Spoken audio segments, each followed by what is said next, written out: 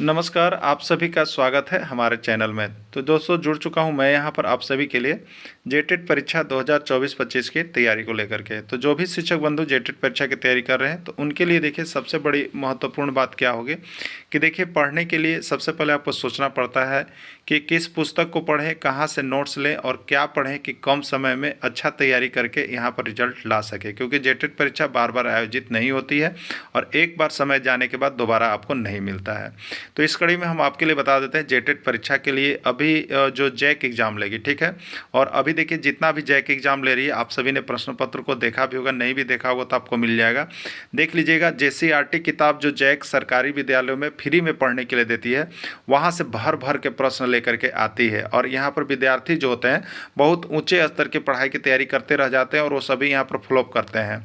और जो यहाँ पर जेसीईआरटी जैक की किताब का हूबहू प्रश्न पढ़ के चले जा रहे हैं उनका यहाँ पर रिजल्ट बहुत ही अच्छा हो रहा है, जिसका प्रमाण भी हमने यहाँ पर अभी जो परीक्षा हुआ उसका सभी को हमने यहाँ पर जो नोट्स मिला हुआ था, नोट्स दिए थे उसको हमने अंडरलाइन करके भी भेज दिया था। लगभग देखिए आपको यहाँ पर 80% 85% प्रश्न जो है आपके जेसीईआरटी जैक की किताब से हूबहू सिंपल प्रश्न भिड़े हुए थे। तो आपका जेटेट में भी आएगा, लेकिन अब आपकी बारी है कि आप क्या डिसाइड करते हैं, ठीक है। यदि आप कहीं से गाइड लेके पढ़ रहे हैं तो गाइड तो देखिए बहुत ही आपको कमज़ोर बना देगा, ठीक है। बहुत ज़्यादा पढ़िएगा बहुत कम आएगा। आप जेसीईआरटी किताब का अगर आपके पास समय है तो नोट्स बनाइएगा, और यदि नोट्स नहीं बना पाते हैं तो देखिए हम आपके लिए इसी कड़ी पर काम करते हैं।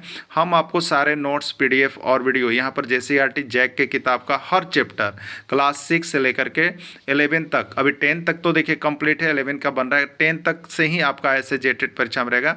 तो 10 तक का 100% कंप्लीट नोट्स हर चैप्टर से मिलेगा। और अभी हर जिस चैप्टर से आएगा अगर एग्जाम में प्रश्न तो उस चैप्टर से वहाँ से प्रश्न आपके एग्जाम में रहेगा ही रहेगा। तो ये हैंड रिटेन नोट्स है, आपको अब पूरा अंदर से निचोड़ करके बनाया गया है। इसकी प्रामाणिकता भी हो गई है अभी परीक्षा में बहुत हद तक, यानी 85-90% प्रश्न उसी नोट से भिड़े भी थे। तो आप सभी देख भी लिए होंगे। जो शिक्षक अभी तक नहीं जुड़े हैं आप जुड़ जाइएगा, हैंड रिटेन नोट्स लेकर के जरूर पढ़ लीजिएगा। अभी आपको सिर्फ यदि 1 से 5 शिक्षक की तैयारी कर रहे हैं तो 500 रुपये में आपको यह मिलेगा, और 6 से 8 शिक्षक की तैयारी कर रहे हैं तो यह आपको 500 रुपये मिलेंगे। और दोनों शिक्षक अगर एक साथ जुड़ देंगे तो उनको सिर्फ 700 रुपये में यहाँ से हम प्रोवाइड करते हैं ये सारे नोट्स, और उसके साथ साथ फ्री क्लासेज भी रहती है, ठीक है। तो क्लासेज भी आपको है, नोट्स भी आपको है, उसमें बात करने की सुविधा भी है, जिससे आप 100% यहाँ से स्कोर करेंगे। चलिए चलते हैं आगे। आज के इस वीडियो में देखिए हम आपके लिए यहाँ पर एसएसटी जीएस का प्रैक्टिस सेट यहाँ पर जो है आपके लिए 59 लेकर के आए हुए हैं। अगर यदि इसके पहले 1 से 58 तक के प्रैक्टिस सेट को आप सभी नहीं देखे हैं तो देख लीजिएगा, क्योंकि यह जो है आपका जेसीईआरटी स्पेशल जैक के किताब पर आधारित है, जो कि आपको 100% आपके जेटेट एग्जाम में यहाँ से प्रश्न पूछे जाएंगे, ठीक है। तो उसके लिए आप यहाँ जेटेट के लिए आप जेसीईआरटी के जैक का किताब का यहाँ पर गहन अवलोकन कीजिएगा, क्योंकि जैक जो है आपका जेसीईआरटी किताब से हर बार पूछ रहा है और यहाँ से भी रहेगा, आपका 100% स्कोर रहेगा, ठीक है। तो जिनको भी जेटेट एक बार में कंप्लीट करना हो सिर्फ 500 रुपये में यहाँ से जुड़ जाइएगा, ठीक है। यदि आप 1 से 5 के शिक्षक हैं तो यह आपके लिए जीएस के अंतर्गत काम करेगा, और 6 से 8 शिक्षक की तैयारी कर रहे हैं तो यह आपके लिए एसएसटी सामाजिक विज्ञान शिक्षक और भाषा शिक्षक दोनों में काम करेंगे, ठीक है। तो तीनों ही प्रकार के कैंडिडेट इसको देखेंगे और यहाँ पर तैयारी के लिए जुड़ेंगे। चलिए पहला प्रश्न है, प्रश्न आपका पहला है, विशिष्ट अद्वैतवाद, विशिष्ट अद्वैतवाद दर्शन का प्रतिपादन किसने किया, ठीक है। देखिए ये प्रश्न आपका जेटेट में भी पूछा गया है, ठीक है। बाकी विभिन्न राज्यों में भी पूछा गया और हर बार एग्जाम में आता है। और ये आपका किताब का है, विशिष्ट अद्वैतवाद दर्शन का प्रतिपादन किसने किया है, शंकराचार्य, रामानुजाचार्य या वसवना या कोई नहीं, ठीक है। तो देखिए विशिष्ट अद्वैतवाद का प्रतिपादन जो है आपको रामानुजाचार्य के द्वारा किया गया है। रामानुजाचार्य का नाम याद रखिएगा, इनसे और भी प्रश्न आते हैं जिसका नोट्स देखिए आपको हम नीचे बना दिए हैं। इनसे प्रश्न रामानुजाचार्य से आता है। ये रामानुजाचार्य किसका प्रतिपादक थे पूछ देता है, तो ये विशिष्ट अद्वैतवाद का याद रखिएगा, विशिष्ट अद्वैतवाद का, ठीक। और केवल अद्वैतवाद देगा, केवल अद्वैतवाद देगा तो इसका हो जाएगा देखिए शंकराचार्य, याद रखिएगा, रामानुजाचार्य और शंकराचार्य। अगर विशिष्ट लग गया तो रामानुजाचार्य, क्योंकि राम जी विशिष्ट हैं इसलिए रामानुजाचार्य, और केवल अद्वैतवाद लगा हुआ है तो वो शंकराचार्य रहेंगे। ठीक है, तो देखिए यहाँ पर रामानुजाचार्य का जन्म 11वीं शताब्दी में तमिलनाडु के श्री पेरम्बट्टूर में हुआ था। वे सगुण ईश्वर में विश्वास करते थे, वे विष्णु को मानते थे। ठीक है, तो ये रामानुजाचार्य की जीवनी थी, इसको भी देख लेना जरूरी था आप लोगों को। निजामुद्दीन औलिया कौन थे? देखिए यही प्रश्न आया था, निजामुद्दीन औलिया कौन थे? ये प्रश्न एकदम पूछा हुआ प्रश्न है, झारखंड में अब तक 3 बार ये प्रश्न को पूछ दिया है। ठीक है, निजामुद्दीन औलिया कौन थे? सूफी संत, अलवार संत, जैन संत या कोई नहीं। ठीक है, तो निजामुद्दीन औलिया कौन थे? ये आपका जो थे सूफी संत थे। क्या थे? सूफी संत थे। ठीक है, और ये एकेश्वरवाद को मानते थे। भारत में चिश्ती संप्रदाय की स्थापना की गई ख्वाजा मोइनुद्दीन चिश्ती के द्वारा, अलवार के द्वारा, शंकराचार्य के द्वारा या रामानुजाचार्य के द्वारा। ठीक है, तो यहाँ पर देखिए चिश्ती संप्रदाय की स्थापना, ये भी प्रश्न आपका जेटेट में पूछा हुआ प्रश्न है। ठीक है, चिश्ती संप्रदाय की स्थापना किसके द्वारा किया गया? तो चिश्ती संप्रदाय है उसका स्थापना ख्वाजा मोइनुद्दीन चिश्ती के द्वारा किया गया। किसके द्वारा किया गया? ख्वाजा मोइनुद्दीन चिश्ती के द्वारा किया गया। ठीक है, चलिए अगला देखिएगा। मुस्लिम लीग की स्थापना कब हुई? मुस्लिम लीग की स्थापना कब हुई? 1902 ईस्वी, 1903 ईस्वी, 1906 ईस्वी या कोई नहीं। ठीक है, तो मुस्लिम लीग की स्थापना जो है आपका 1906 ईस्वी में हुआ है। ठीक है, 1906 ईस्वी में हुआ है। फॉरवर्ड ब्लॉक का गठन कब हुआ? 1924, 1939, 1935 या 1906 ईस्वी। ठीक है, तो फॉरवर्ड ब्लॉक का गठन कब किया गया था? 1939 ईस्वी में किया गया था। अगला प्रश्न है, राष्ट्रीय मतदाता दिवस कब मनाया जाता है? राष्ट्रीय मतदाता दिवस कब मनाया जाता है? जेटेट का पूछा गया प्रश्न है। ठीक है, 23 जनवरी, 24 जनवरी, 25 जनवरी या 26 जनवरी। याद रखिएगा मतदाता दिवस जो है, जो हमारा गणतंत्र दिवस है 26 जनवरी। ठीक है, गणतंत्र दिवस कब है? 26 जनवरी के एक दिन पहले मनाया जाता है। तो याद रखिएगा 26 जनवरी के एक दिन पहले मतदाता दिवस मनाया जाता है। एक दिन पहले का मतलब हो गया 25 जनवरी, यानी 25 जनवरी को मतदाता दिवस मनाया जाता है। क्लियर, 25 जनवरी को।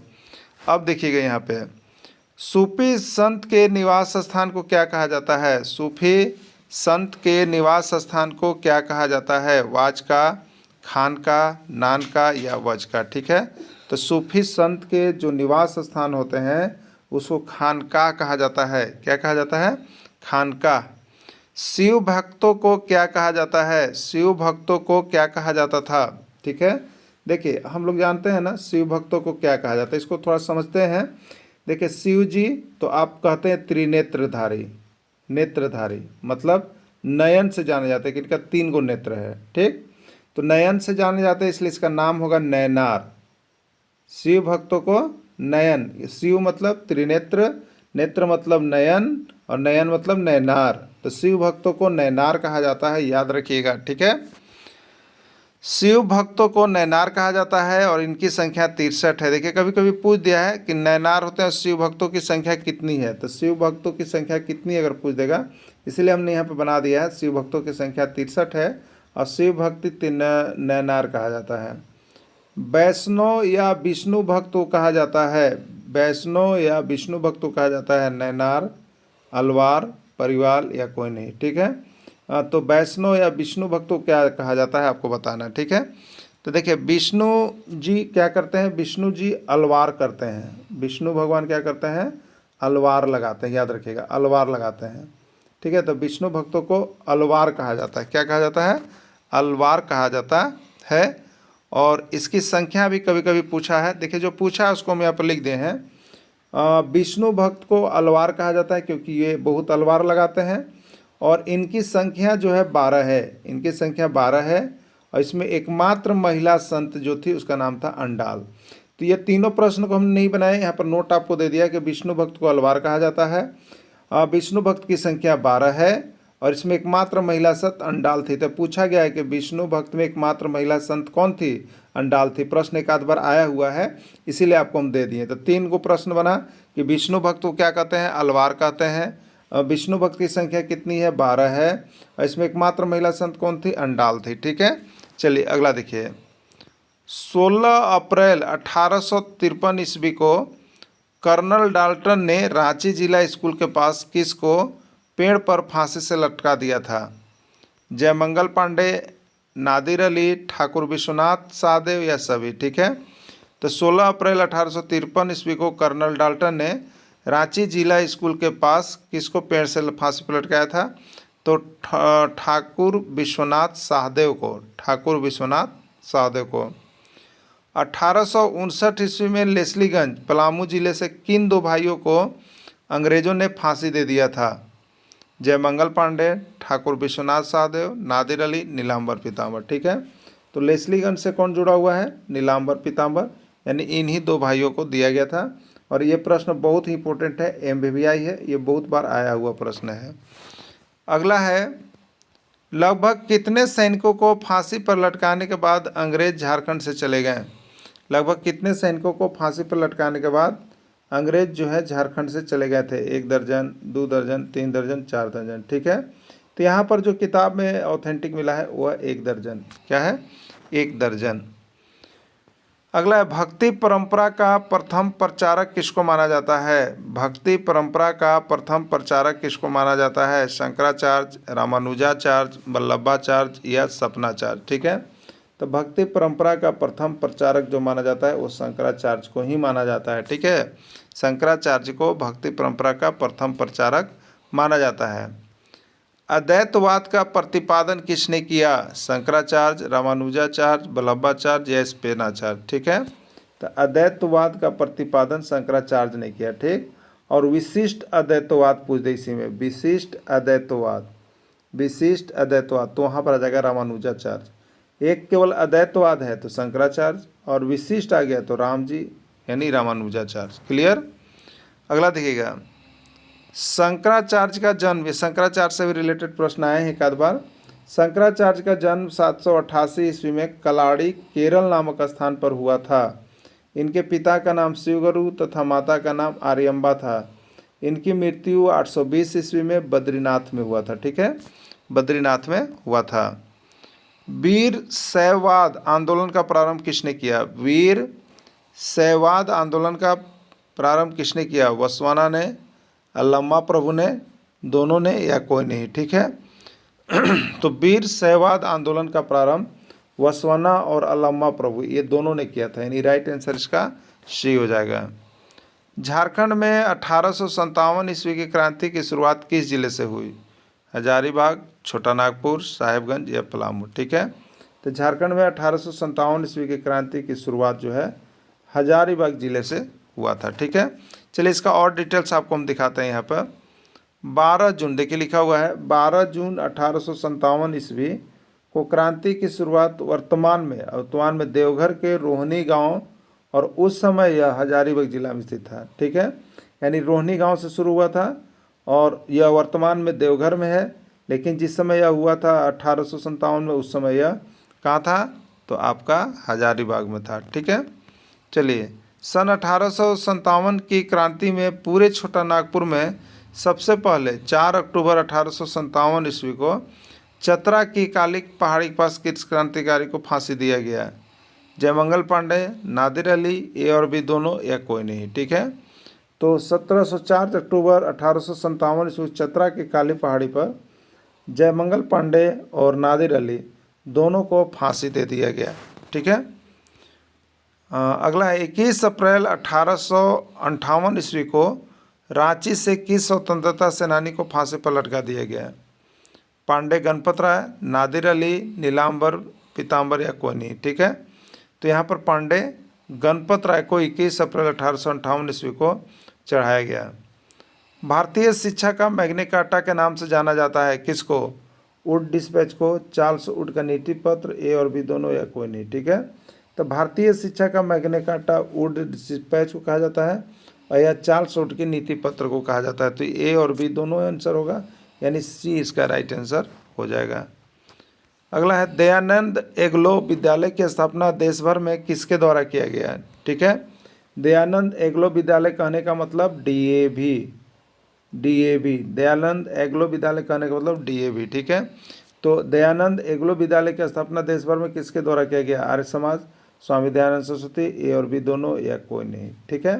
तो देखिए इसमें सी ऑप्शन होगा, ए और बी दोनों, क्योंकि आर्य समाज के द्वारा किया गया था और आर्य समाज के संस्थापक कौन थे? स्वामी दयानंद सरस्वती। ठीक है। दयानंद एग्लो जैसे विद्यालय की स्थापना वर्ष 1886 ईस्वी में लाला हंसराज ने सबसे पहले कहाँ स्थापना किया? सबसे पहले डीएवी कहाँ था आपको बताना है। लाहौर में, दिल्ली में, कोलकाता में या कोई नहीं। ठीक है। तो इसका राइट आंसर यहाँ पर दिया गया, देखिए आपको लाहौर में। वर्तमान में भारत के कितने राज्यों में द्विसदनीय विधानमंडल है? 5, 6, 7 या 8। ठीक है। कितने सदनों में विधानसदनीय व्यवस्था है ये आपको बताना है। ठीक ना। देखिए इसके लिए यहाँ पर जो द्विसदनीय या जहाँ पर मैंने विधान परिषद और विधानसभा दोनों है, वहाँ पर द्विसदनीय विधानमंडल है, द्विसदनीय विधानमंडल है। ठीक है। तो द्विसदनीय विधानमंडल वर्तमान में कितने राज्यों में है? तो देखिए वर्तमान में 6 राज्यों में है और इसके पहले 7 राज्यों में द्विसदनीय विधानमंडल था। ठीक है। जब जम्मू कश्मीर को विशेष राज्य का दर्जा प्राप्त था तो उस समय वहाँ भी द्विसदनीय विधान परिषद था, विधानमंडल। ठीक है। लेकिन अब यहाँ पर जम्मू कश्मीर को जब केंद्र शासित प्रदेश बना दिया गया तो इसको हटा के अब कितने रह गए हैं? 6 रह गए हैं। तो यहाँ पर पूछा है कि वर्तमान में भारत के कितने राज्यों में द्विसदनीय विधानमंडल है, तो आपको आंसर देना है 6। ठीक है। पहले 7 था लेकिन 6 रह गया है। क्लियर। अब देखिए किन किन राज्यों में है, कभी कभी ये भी पूछ देता है किन किन राज्यों में है, तो इसका ट्रिक है ना। ट्रिक क्या है? देखिए यहाँ पर ट्रिक है, तू भी मजा कर, तू भी मजा कर। ठीक है। टी से तमिलनाडु है और यू से उत्तर प्रदेश है, बी से बिहार है, म से महाराष्ट्र है, जे से जम्मू कश्मीर है, ए से आंध्र प्रदेश है और मजा कर से कर्नाटक है। ठीक। तो कै गो राज्य हो जा रहा है? 1, 2, 3, 4, 5, 6, 7, लेकिन जम्मू कश्मीर से हटा दिया गया तो कितना बचा? 6। तो 6 राज्यों में है। ठीक है। इसका हम नीचे ट्रिक भी बना दिए हैं, उसको देख लीजिएगा। झारखंड में किस प्रकार की द्विसदनीय व्यवस्था है? एक सदनीय, द्विसदनीय, त्रिसदनीय या कोई नहीं? तो झारखंड में एक सदनीय है और वो यहाँ पर क्या चीज़ है? विधानसभा है। ठीक है। विधानसभा है। क्लियर।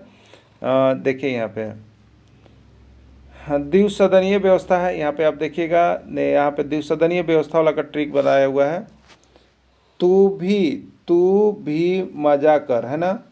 देखिए यहाँ पर तेलंगाना लिखा गया था लेकिन ये गलत हो गया है, ये तमिलनाडु होगा, यू से उत्तर प्रदेश होगा, बी से बिहार होगा, एम से महाराष्ट्र होगा, जे से जम्मू कश्मीर, ए से आंध्र प्रदेश और कर से कर्नाटक। लेकिन जम्मू कश्मीर को हटा दिया गया है इसलिए ये गलत हो जाएगा।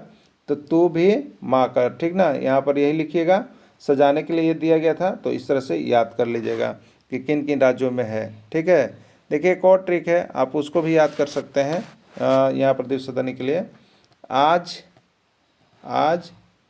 का 3 बीता महान है। आज से देखिए, आज में आज से देखिए आंध्र प्रदेश, का से देखिए कर्नाटक, 3 में देखिए ऊ के जैसा है तो इसको उत्तर प्रदेश, बी से बिहार, ता से तमिलनाडु और महा से महाराष्ट्र। बस इतना ही को याद कर लेना है, 6 गो राज्यों में है। ठीक है। इतना को याद कर लीजिएगा। यहाँ से एक प्रश्न आया हुआ था और ये जेटेट में भी प्रश्न आया हुआ था आपका, जेटेट में देख लीजिएगा, जाकर पूछा हुआ प्रश्न था। ठीक है। अगला देखिए, झारखंड में कितने प्रकार की जनजाति हैं? 30, 32, 34 या 36। ठीक है। तो झारखंड में कितने प्रकार की जनजाति है? 32 को ऑथेंटिक माना गया है अभी तक। तो झारखंड में 32 प्रकार की जनजाति है। ठीक है। सबसे प्राचीन जनजाति का नाम क्या है? असुर, कोरवा, विरजिया या कोई नहीं। ठीक है। तो सबसे प्राचीन जनजाति असुर को माना जाता है। किसको माना जाता है? असुर को। जनसंख्या की दृष्टि से कौन सी जनजाति को पहला स्थान प्राप्त है? संथाल, उरांव, मुंडा या हो। ठीक है। तो जनसंख्या की दृष्टि से पहला स्थान पर जो आता है वो है संथाल है। कौन है? संथाल है। ठीक है। और फिर अगला है कि विधान परिषद वाले राज्य कौन कौन है? विधान परिषद वाले राज्य कौन कौन है अभी बताए थे। तो विधान परिषद वाले राज्य में कौन है? उत्तर प्रदेश है, बिहार है और तेलंगाना, यानी यहाँ पर आंध्र प्रदेश देना चाहिए था, ये भी है। राइट आंसर इसका सभी हो जाएगा। ठीक है। और बाकी नीचे देखिए यहाँ पर बना हुआ ट्रिक है, उसको देख लीजिएगा। द्विसदनीय व्यवस्था वाले राज्य कौन है? झारखंड, पश्चिम बंगाल, कर्नाटक या राजस्थान। ठीक है। राइट आंसर हो जाएगा कर्नाटक। इसको याद रख लीजिएगा, द्विसदनीय व्यवस्था, यहाँ से एक प्रश्न रहता है और रहेगा ही रहेगा। तो इस तरह से आप डेली यहाँ पर प्रैक्टिस करने के लिए हमारे साथ जुड़ जाइएगा। हम आपके लिए डेली यहाँ पर प्रैक्टिस सेट लेकर के आते हैं, सुबह में 6 बजे और शाम को 7:30 बजे। सभी को जुड़िए, सभी को एडमिशन करवाइए। आपका बहुत जल्दी रिजल्ट होने वाला है और बहुत जल्दी परीक्षा भी आने वाला है। तो सब कुछ आपको यहाँ से, जैसे CRT जैक की किताब से बहुत कम प्रश्न पढ़ाया जाएगा, लेकिन बहुत ज़्यादा यहाँ से भिड़ेगा, इसलिए आप जल्दी जल्दी अभी यहाँ से परचेज कर लीजिएगा और पढ़ लीजिएगा। धन्यवाद।